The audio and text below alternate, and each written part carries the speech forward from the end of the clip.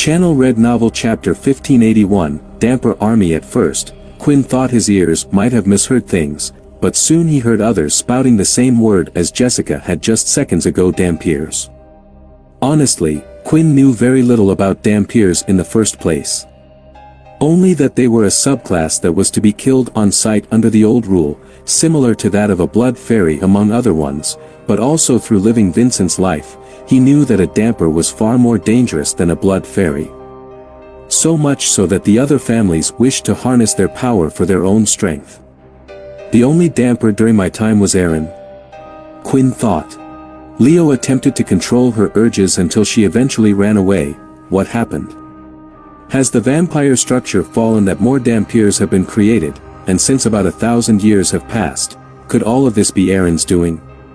If that was the case, the one that had turned Erin into a Dhampir in the first place was Quinn, and he had neglected his duty to look after her since he felt like Leo had a handle on things because it was only later he had learned things were more complicated at that time. Yet, Quinn had his own troubles to deal with as well, but he still blamed himself. The other participants had already started to leave the area, including the examiner himself, leaving only those currently participating in the test, which was Quinn and his group. He could see that Jessica's confidence had faded since her body was shaking, but she had readied her string to put up quite the fight. At the same time, Lucia had equipped her spear, pointing it towards the attackers. "You are breaking the agreement," Lucia shouted towards them. "This is a Greylash planet. You have no right to be here." However, her words seemed empty, as Quinn could feel something within their bodies start to activate. It was similar to the feeling that Quinn could feel on Minnie. This was a bloodlust, but not for human blood. 8% of the system has been synced. Lifting up his hand, seeing how what had worked for many seconds ago, Quinn thought that perhaps he could control the Dhampir's bloodlust. After all, they were half vampire. He focused, but he could feel no such connection. Unlike the red aura that Quinn could feel through Minnie and Jessica, he could not connect with that of the Dhampirs in front of them. The group of Dhampirs charged forward with each of them wielding a katana blade. Two of them swung their blades, and slicing through their weapons were what looked like blood swipes but yellowish in color. Seeing this, Jessica used her own blood swipe, but when the two collided, her attack was no match against the yellow aura as it smashed through her attack and continued forward, but before it could reach her, Lucia swung her spear down, and with it, a trail of lightning left her weapon. Quinn could sense the chi infused within the lightning powers. This one had different properties and effects due to the power of chi. However, her powers weren't as strong as some members of the Greylash family he had seen before. The chi increased the impact of her attack.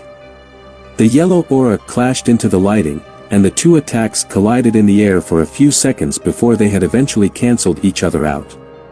However, that didn't stop the other strike that had managed to hit Lucia. She lifted up her arm to block, and the attack had pierced through her robe, making her bleed. Trying to soften the blow somewhat, she leapt up and spun her body, encasing it with lighting, and soon fell to the floor. The wound around her arm was quite deep. "No!" Jessica shouted as she came over. "Why did you take the hit for me?" Jessica quickly lifted her on her shoulder and jumped back while kicking her legs out, sending more blood aura attacks in the way of the others. "These guys need to respect our leader's wishes," Lucia said as she tied part of the robe around her arm. The others suddenly heard a bang from the side and wondered what was happening when they could see that one of the Dhampirs had been sent flying back and crashed into the wall. "Hey, Chu, Nate, these guys are better than I thought," Peter said, as he avoided several strikes from them and then kicked one away, hitting it a great distance and causing blood to fall from its mouth. Soon though, the Dhampir wiped its mouth and continued to charge forward. The two girls watched in amazement as Peter was faster than them. His strength was also more powerful. "I don't understand, who is that white?" The Dhampir forces have been too strong for vampires to deal with for so long, Jessica said.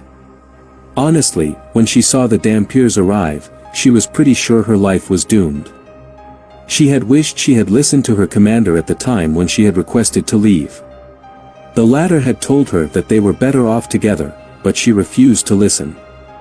Yet now, she had managed to find someone, a white, for the first time, that was not only able to deal with a damper but multiple of them at the same time. In the meantime, Quinn was observing. Unlike him, Peter had his full strength. But he wasn't using his full speed to take them on. Peter also hadn't used his own chi that he recently developed. Actually, now that Quinn thought about it, he had developed it long ago. Still, if he did use it, the fight would have been over by now. Perhaps, Peter knew that Quinn wanted to learn more about them. Either way, while observing them, due to them using chi and the yellow aura that seemed to be stronger than the red aura that vampires used, he could tell that the Dhampirs in front of him were at the level of the vampire knights of his time. Although the Dhampirs were getting up several times after getting hit, they soon slowed down, helpless, as the fight continued. And the two that had gone after the girls decided to change targets to Peter. However, one of them sensed something, and it was Minnie. She was gripping on holding onto Quinn's leg, and at that moment, that damper had broken off from fighting against Peter and went straight towards her and Quinn. The damper sliced out its blade, and a yellow slash came towards them. Minnie gripped onto Quinn's leg even tighter out of fear, and for a second while fighting, Peter looked back towards Quinn and just saw him shaking his head. "It's okay," Quinn said. "I thought maybe we could solve this misunderstanding or ask some questions. But now I see these people are scum, attacking a young girl. 10% of the system has been synced." Picking up Minnie, Quinn used the flash step at the perfect time, avoiding it and allowing it to continue hitting the wall. Quinn still wasn't as fast as Peter, but this was about skill more than anything. After putting her down, he walked forward towards the one that charged towards them. Quickly, Quinn stepped on the damper's foot and knocked both of their arms up in the air. The next second, Quinn grabbed the damper by the head and kneed him right in the face, causing his head to fling back. And, taking a quick step forward, he then slammed his foot on the ground and struck as hard as he could with his fist, using the hammer strike right in the damper's stomach. The attack forced blood to pour from his mouth. Martial arts. A vampire that specializes in martial arts and doesn't use weapons? Jessica thought. On top of that, they could see that Quinn was quite a skillful one. I guess I still can't gather my own blood aura with 10% of my full strength. Even though the skills and my body are still at the same level, there is still something I can do. Quinn thought. The damper wasn't dead yet, and as he looked up at Quinn, he tried to swing his sword towards his face, but before he could, he was hit in the air by a great force that threw him away until he was slammed against the ceiling and fell back to the floor. Now, floating around Quinn were 3 balls of blood. He had gathered the blood from the damper and Lucia around him using his skill. "You guys tried to hurt someone I promised to look after. I'm sick of losing people I care about," Quinn said. Walking forward with the blood floating around him, Peter stepped back, and the next second, the blood ball hit one of the men, right in the head, and in the next instant, there was no longer a head on those shoulders. The other two ran forward, but with a flick of his hand, Quinn bashed blood into one, whacking him to the side of the wall, and it was the same with the other. "Now, we only need one of you alive," Quinn said with his eyes glowing red and the power of a celestial vampire advancing in him. 12% of the system has been synced. Channel Red Novel Chapter 1582, Supreme Blood Control. Right now, what Jessica was witnessing without a doubt was blood control. At first, she was unsure who was using it, either the little girl or the strange-looking plain vampire she had seen. However, now it was clear. Blood control was different from blood aura, which is what every vampire had. Blood aura allowed vampires to emit strong attacks such as the blood swipe, blood cannon, and so on. However, blood control was something that only the gifted vampires could do, and it tended to follow the bloodline of the vampire leaders, descendants, and more could use it. Still, it would vary from vampire to vampire. With blood control, one could change the direction of their attacks and could even use it to speed up and strengthen their attacks to the next level, which was why right now, Jessica was more amazed than ever. It was clear that this stranger of a vampire was using just blood control. There was no aura involved in his attacks.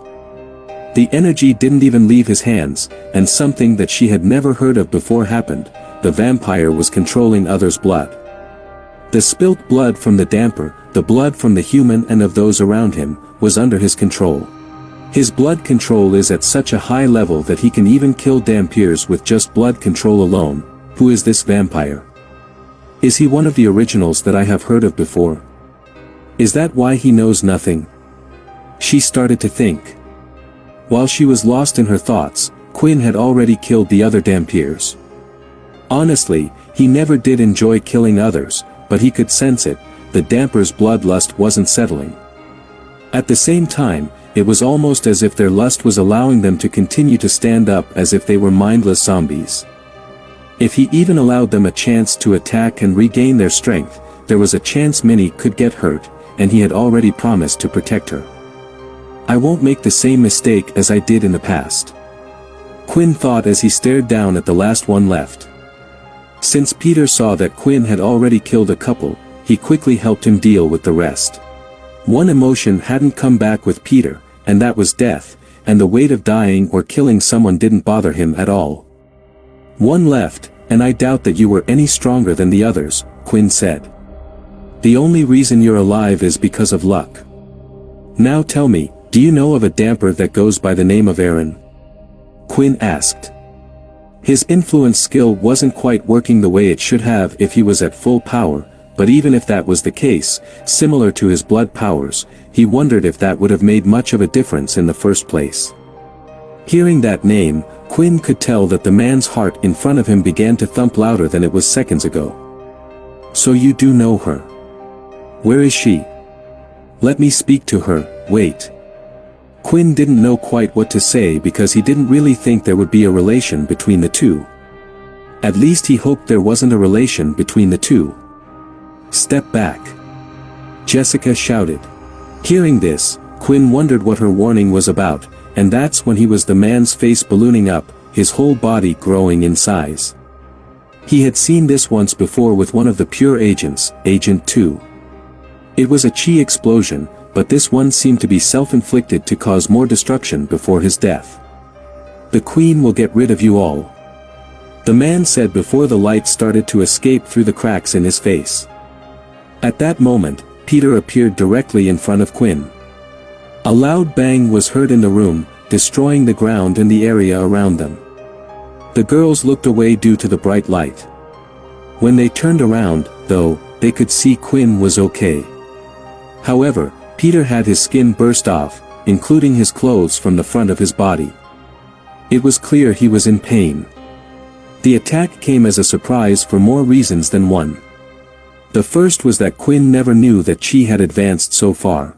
These didn't seem like talented Dhampirs, so maybe there were others who knew more about this situation, which made him wonder about Zero, whether or not the latter was still alive as well. Regardless, what really concerned him was his shadow. Quinn no longer needed the system to activate his shadow powers, and just as he was about to use it to create a shield to protect him, he realized two things. I was able to get through his shadow, it acted as a counter, but the second thing was that using the shadow was dangerous. During the fight with Graham, Quinn had used shadow overload. In doing so, he had lost a lot of MC cells as the drawback of using the skill. Right now, he had the dragon in his shadow space. If Quinn used too much of the shadow, there was a good chance the dragon would spill out. Not that Quinn was worried Ray would do anything as the dragon, but it might complicate matters for him in this place. Placing his hand on Peter, Quinn started to remove the foreign sources of chi from his body. It was the least he could do for taking the blast for him. You know, you're going to have to learn the second stage yourself, or at least learn how to use it properly. Especially if everyone can use it now, Quinn said. Unfortunately, I didn't practice during the last 1,000 years, Peter replied. Quinn also thought it was unfortunate. He couldn't help but imagine a Peter who would have trained for 1,000 years to become unstoppable, but whenever he thought about him just standing there, he didn't know what to say. Soon, Peter was able to heal himself. The damage wasn't too severe on his body, and honestly, even if Quinn took the hit, he thought the explosion wouldn't have hurt his body either.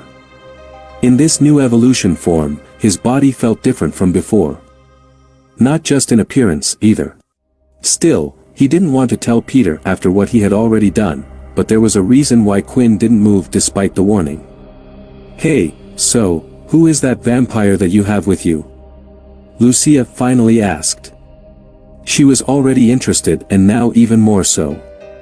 "I have no idea," Jessica replied. The group had exited out of the examination room and gathered in an empty room. It looked like everyone had somewhat left the place. Seconds later, though, people came rushing in, all dressed in the same beast gear. It was quite the heavy equipment on their body, and all of it was mainly white with blue outlines. Did they dye their equipment? I think some people did it back in the day, but it wasn't too popular. Quinn thought. However, the guards seemed to ignore their group and ran straight to the training room to assess the situation. Finally entering through the doors was a man dressed in more blue armor than white compared to the others, which made him seem like a more high-ranking official. "Please, do you mind waiting inside here? We will be calling everyone else back in to make a report," the man said in a soft, soothing voice. The others nodded, and during their wait, Quinn decided to sit back in the sofa seats that were off to the side. The two girls naturally followed, which he wanted to anyway. "Okay," Quinn said. "I kept up my part of the deal and took the exam with you. Now before those guys come and question us about what happened, I need to know, what is going on, and what happened in the last 1,000 years?" Quinn asked. It was time for some answers. Channel Read Novel Chapter 1583, Three Vampire Groups. It had been a while since Jessica felt her palms sweat. Earlier, she spoke to the vampire in front of her so casually. The simple reason was because of his scent, and it was why she thought that the vampire in front of her was a lower rank than hers. However, after seeing what he had accomplished, she had different thoughts. Rather than a lowly vampire, she believed that the person she was speaking to now was what was known as an original vampire, a vampire from the original 13 families. That has to be it, and I am sure he doesn't have amnesia. Who the hell could even get close enough to him? Jessica thought. With that white by his side and his own strength, no one would even be able to wipe his memories. But if the two of them had only just woken up, it would make sense why they don't remember anything. Especially since he had asked what had happened for the last 1,000 years. Sitting opposite her, Quinn was getting ready to hear some answers. Gulping, she decided to ask a question of her own. "Who are you?" Jessica eventually asked. "No." Quinn shook his head. "That wasn't part of the deal. Before I tell you who I am, I need to know what is with this place. Who were those Dhampirs that attacked earlier? What is the Vampire Corps? What happened to the vampires?" Lucia was able to hear everything being said, and these questions left her a little bit confused, but from the looks of it, the two vampires in front of her didn't know each other that well. Still, rather than interject, she could tell, for some reason, the person in front of her desperately wanted answers and would go to any length to get them. "Okay, as you said, a deal is a deal, but I just want to say I might not be able to answer all your questions. I'm young myself, I'm only 19 years old." Jessica replied. "So I really only know what's going on currently. 1,000 years ago, you're asking what happened after the Dalki invasion, correct? After Hero Quinn defeated the Dalki, the world decided to move forward and progress. From that day onward, it was a new year. So we reset the calendar to AQ, for after Quinn." Jessica explained. Hearing this, Peter started coughing once again. He wanted to laugh, but Quinn quickly kicked his leg, warning him not to, not at a time like this, although even Quinn found it quite unbelievable. After that, the world changed. Vampires, humans, they started to live together. Between then and now, I really don't know what happened, but I can tell more about the current state of the world. I know you probably want to know what became of the 13 families. But in today's world, they don't really exist, and we just study them to learn more about vampire history. At the moment, there are 3 groups of vampires. The vampire corps, like me, are vampires that were or are part of the military. I heard people in the past volunteered to turn into vampires, and to improve relations, the army themselves made their own vampire group. Do all the vampires have the same ability as you? Quinn asked. The string ability? Jessica replied. Most in the vampire corps do, but not all. It's what is taught to us. We also have subclasses like the white you have there. The vampire corps is a group that is mostly on Earth. Quinn wanted to ask more about the fighting on Earth, which the former had mentioned earlier, but he waited to hear about the 2 other groups of vampires. You then have the family vampires. These are vampires that have continued to live in the different solar systems, apart from Earth's. I left the vampire corps hoping to live a life like theirs, and that's why I came here. What is so special about the place we are currently in? Quinn asked. Remember what I said before? Lucia joined in the conversation. There are some planets that have strict rules. They don't allow vampires to live on them, no matter what vampire group they are from. However, the Greylash family and their planets have the policy to accept all. A safe haven for all the races. Well, all apart from one, that is. The Dhampirs. Quinn guessed based on what Lucia shouted before. Lucia nodded. It's because of the fighting. The Dhampirs hunt vampires, no matter what they have done or what group they are from. They are mainly based on Earth's solar system, and they tend not to meddle on the Greylash planets or enter the other solar systems, but they have been pushing more recently, and the Greylash family are wondering what to do. Is that why there is so much hate towards the vampires? Peter asked. Kinda, Jessica replied. There is more to it than that, a past of some kind. Many people are worried that they are getting dragged into a war they have nothing to do with. The Dhampirs only hunt vampires after all, and because of that, the other groups, including those who live on the Greylash planets, get hurt. Which is why no one would team up with me earlier. There is pushback for the Greylash group to change their policy. Lucia interrupted. However, that would go against our family's policies that many seem to have forgotten. When saying these words, Lucia sounded a bit sad. Quinn could tell from her tone of voice. Did Owen do all this? Or was it him along with the cursed faction? They really did try to make a place where everyone could live together. The 3rd group of vampires, who are they? Quinn asked. They are the reason why the people hate us vampires, and why some even might support what the Dhampir are doing. We refer to them as the Red Vampires. They are a group that wish to turn as many humans as they can into vampires, if not, they choose to kill them. I don't know their origins. But they appeared around the same time when the number of Dhampirs began to increase as well, Jessica explained. Thinking about all the information Quinn had learned so far, he had a couple of theories. Fex was close to Samantha, and the 2 of them survived. Perhaps, Fex had decided to join the military alongside her and created the Vampire Corps. This is why many of the 13th family knew the string ability. Over the years, everyone must have started to refer to them as the Vampire Corps, but what happened to the original 13 families? Did they just blend into society, or were they hunted by the Dhampirs? As for these red vampires, he had a few guesses. The 13 families were split. Quinn had taken the absolute blood control, so there was no longer one single ruler who could force them to listen to them. Their traditions all disappeared along with Quinn, and those who wanted to rule over the humans had decided to act. There was one more guess, and that was to do with Laxmus. Quinn never finished him off. Perhaps maybe even some vampires went to join him and grew his power, but what about the rest? Do you know the Dhampir's leader by any chance? Quinn asked, looking at both of them, but they just shook their heads. It was clear that there was a lot of information they didn't know. What about the current Vampire Corps leader? Who is in charge of the military that's fighting on Earth? And is it just against the vampires or against Pure as well?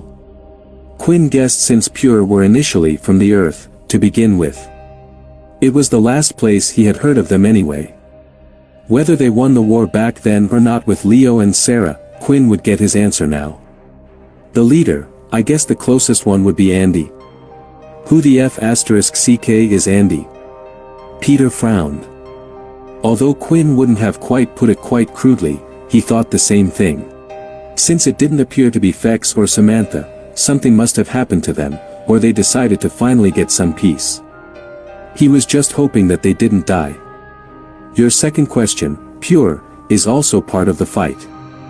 However, they are working with the Dhampirs to get rid of the vampire core currently on Earth. Pure and the Dhampirs working together. But Erin would have never worked with Pure. That makes no sense because she hated them till the very end. Something isn't right, and I need someone who knows more answers. Thinking about this led Quinn to his next question. Okay, so you don't know the history of how things got this way or how the fighting really started.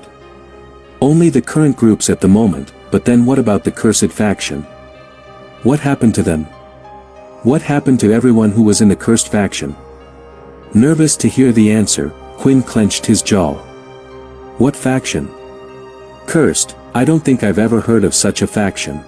Were they a big deal, I mean back then? Jessica asked, thinking that Quinn was still an original. You haven't heard of them? Quinn softly reacted. Channel Read Novel Chapter 1584, An Original Leader, Lucia, do you know or have heard of the cursed faction? Quinn asked just in case it was something Jessica didn't know. After all, even during Quinn's time, there would be a few that knew the history of the world and what had happened.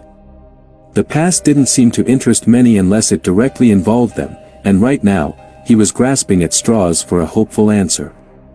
I'm sorry, I don't think I have. She replied, knowing full well that it would upset the person in front of her because Quinn couldn't hide his current mood, which was being reflected on his face. How does this make any sense? The world remembers me, the leader of the cursed faction, but don't remember any of the others. The whole group, everyone had done so much during their time to fend off the Dalki, and only I'm remembered. Worse than that, Quinn felt like something must have happened to the members. After all, how could such a strong force, one of the three most prominent factions at the time, be forgotten entirely from the annals of history? Quinn just wanted to know about what happened to his friends more than ever. The current state of the world could wait. Thinking about it more, Quinn remembered one name, one single name that the two in front of him might know, as he had seen the name even during this time. Logan Green, do you know this name? Quinn asked softly now, trying not to expect too much, as he had been disappointed so far. The two girls looked at each other, and they had a smile on their faces. Talking to Quinn, it felt like they wanted to give him at least some good news. Yes, of course, everyone knows who Logan Green is. He's probably the most famous person in the universe right now. Jessica said in an upbeat tone. For the first time, Quinn had received good news, but what had Logan done that allowed him to be remembered 1,000 years later? Was it the technology he created, perhaps some great device that everyone in the world uses today? Wait, did she say now?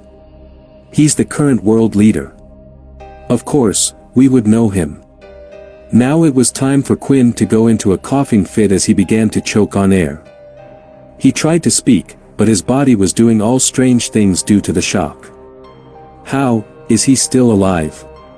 Quinn asked. However, the two girls didn't seem to know the answer to that question. Either way, Quinn had finally seen the light. Who he would go to next to find out the answers he needed.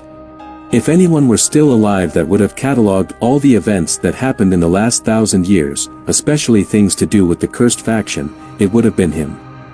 Standing up from his seat, it looked like Quinn was ready to leave. Wait. Jessica said. Nate, are you planning to go see him? That's impossible, no one can see him, at least not just anyone, and besides, he's on Earth right now. How would you even get there? Of course, Quinn felt like he had his ways to make Logan come and see him. All he had to do was show his real body. Although the more he thought about it, it might be hard to convince the guards, but once his system was up and running, he could just use his shadow powers to go through and sneak past whoever was guarding the place where Logan was at. It shouldn't be hard to find the world leader. I just need to find a teleporter that heads back to Earth. I have my own ways. Just tell the guy from earlier that I had to go somewhere. Quinn answered. His answer had caused the girls to pull some strange faces. Teleporter. They are banned for hundreds of years now, and nobody is even allowed to make one of those anymore. At first, he thought the girls were pulling his leg, but then why would they need to lie to him? Seeing how the vampire in front of them didn't seem to understand, they went on to explain. The enemy and Dhampirs frequently use teleporters before for attacks. So every planet has created a blanket ban on them, including Earth. If there is no location to go to, even if you created one, it would lead to nowhere because they aren't active or set location points anymore. There are jammers on all the planets to stop one from reaching a signal. At least that's what we were taught. Jessica answered, clearly not fully understanding its science, getting some parts wrong here and there. So I just need a ship, but for that, I'll need some money. It was then Quinn looked at Jessica, wondering if she would be willing to lend him some. No way, I hardly have any for myself. Why do you think I was here in the first place? She immediately replied. Considering other ways, Quinn thought about Shadow Link. He could travel to unknown places as long as any of his old friends had their shadow ability active. The question was there anyone? At the moment, he couldn't feel anyone at all. While Quinn was trying to figure out a way out of this problem, Lucia was the one who had come up with an answer. She soon stood up from her seat, and she too was clenching her fists as she was getting ready to speak. Nate. Lucia called out, and Quinn had forgotten that was his name for a second. I don't know who you are, but you asked about the history of 1,000 years ago, right? Does that mean you have memories of what happened 1,000 years ago, that you were there during the time the Dalki attacked, right? Quinn wondered if he should tell the girls the truth for a second. Whether they would believe who he was, but he still didn't know how much weight his name carried. People now saw him as a fallen hero, and telling them who he was might even cause another war. Even in that room where the assessment was to take place, arguments were happening, and Quinn didn't even know who the enemy was right now. How could he help the people when he himself needed the most help at the moment? And most of all, although selfish, he wanted to figure out what happened to his friends first, before helping out the people. You're an original, right? One of the original vampires? Jessica asked, interested to know as well. Quinn had gotten the answer of how to get out of his current predicament. That's correct, I was there 1,000 years ago, and yes, I am an original vampire. After the war, I was injured and hurt along with my friends. We went to sleep, and that's why I want to know what happened. If what you say is true and Logan Green is still alive, then I'm hoping to talk to him and ask him about what has happened. The answer seemed to satisfy the two girls, but there was a reason why Lucia wanted to ask. If that's the case, then I'll help you. I'll pay for you to go back to Earth and meet with Logan Green, but before that, I was hoping that you could do me a favor. Could we please visit the Greylash family leader? That's all I ask, for you to visit our leader before you go visit Logan Green, Lucia asked. The Greylash family leader. Hearing these words, Owen's face appeared in Quinn's mind, but it would be impossible for him to be still alive. Thinking about him, Quinn remembered that at one point in time, even though the latter was helpful, he wished to rule the world, turning everyone to lighting users, but looking at the society and the current world, something had changed in him. Maybe, the current leader would know a bit more about the current situation, especially about the Dhampirs and what happened to the cursed faction as well. I owe him and his family for their help. Sure, let's go see the Greylash family leader. Quinn smiled. Channel Red Novel Chapter 1585, dangerous rumors. Although there was a lot that the girls were not aware of, Quinn still wanted to ask a few more questions about the current state of the world.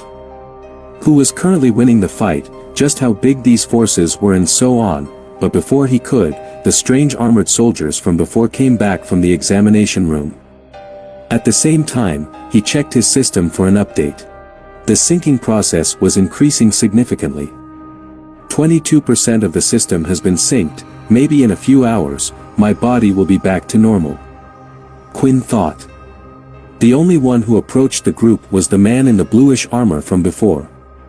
Quinn noticed that before talking to them, the former rubbed the ring around his finger as he got close, an action he saw many do, which made him wonder what exactly it was that they were feeling. Sorry for the trouble, and thank you for staying. The man politely said. The name is Ron Stein. I'm from the primary group in the Greylash family and also the current leader of the planet we stand on. I wished to come to this case myself once I heard the Dhampirs were involved. The man seemed quite polite, but honestly, Quinn knew nothing about what the man was telling him right now because he was unaware of the structure in the Greylash family in the first place. I'm afraid it is quite tricky for us to test the Dhampirs, as you know our rings don't work on them as they do on you. They appear human, just like the others. I have alerted the other vampires on this planet, just in case there are more of these Dhampirs. Anyway, enough of my explanations. I wanted to ask, were you guys the ones that dealt with the Dhampirs? The girls looked at each other, wondering what they should reveal. After all, who would believe that they were the ones to beat them? Yes, Quinn answered. I am a vampire from one of the families. I was helping out my fellow Vampire Corps member take the assessment since no one wanted to team up with her. It was a coincidence that I was here to help. The man was surprised by the answer and looked Quinn up and down and those around him. To the man, Quinn in front of him looked rather plain, but what surprised him was that he was strong enough to take out the Dhampirs. I see. The man replied. Well, none of you look seriously hurt, apart from Lucia there, but we should be able to take her back and heal her. The man sighed. It was then that Quinn realized that the man had known Lucia's name without even asking for it. Perhaps the two were acquainted with each other. Ron, Lucia said. I promised that for saving my life that I would let them see our leader as thanks. These vampires were attacked when they were meant to feel safe on this planet, so I was hoping that we could at least allow them to meet our leader. It was then that Ron gave Lucia a strange look as if to say, did she really suggest such a thing? However, in defeat, he sighed again. I don't know what you promised them, Lucia, though, I do agree that we should reward these guys. Not only were they attacked, but they eliminated the threat. Still, I'm worried that this might lead the enemy to send more forces here. Still, either way, I can take you to the Greylash home ship. From there, it will be all up to you, Lucia. You can't promise them something unless you can deliver it. We still need to talk to all the others, and while we are on our journey, I will get you to write a full report. Ron shook his head and was off. When he finally left, Jessica turned towards Lucia. Are you some big shot in the Greylash family or something? The leader's daughter? No. Lucia replied, quickly shaking her hands. It is nothing like that. I can explain more when we get there, but I guarantee Nate will meet the leader if he says that he was one of the originals who fought during the war.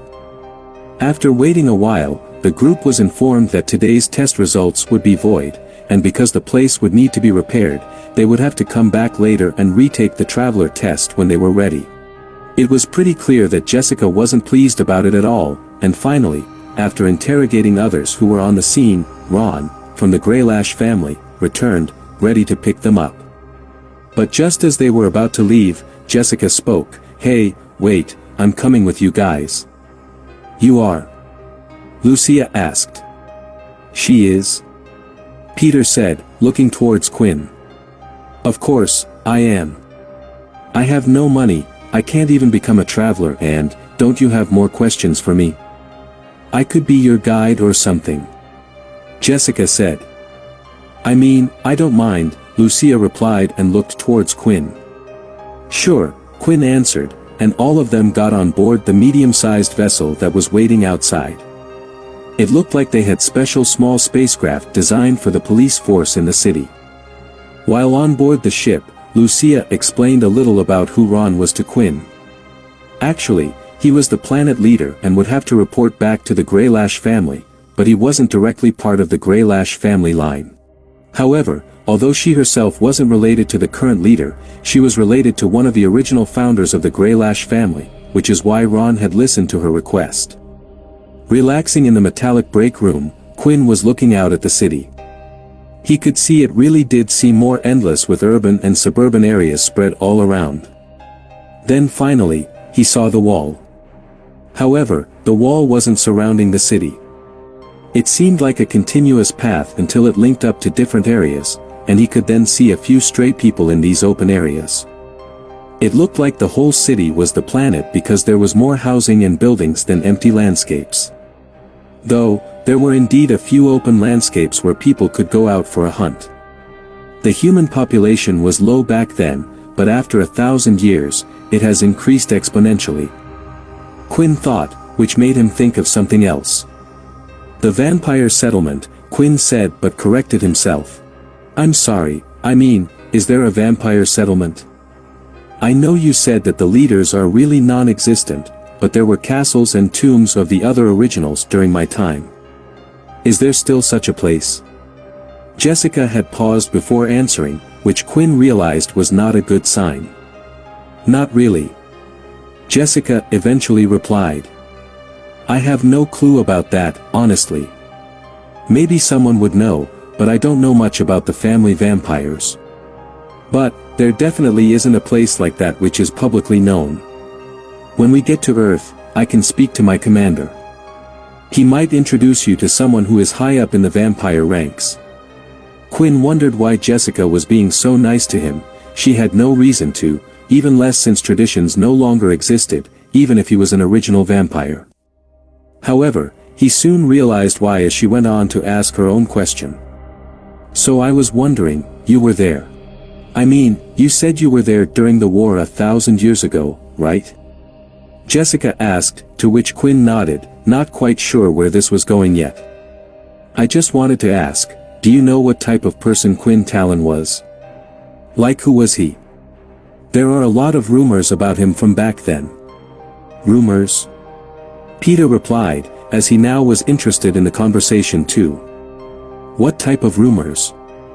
He asked, leaning on his friend. Like, he was quite the butterfly and laid with a new woman every night.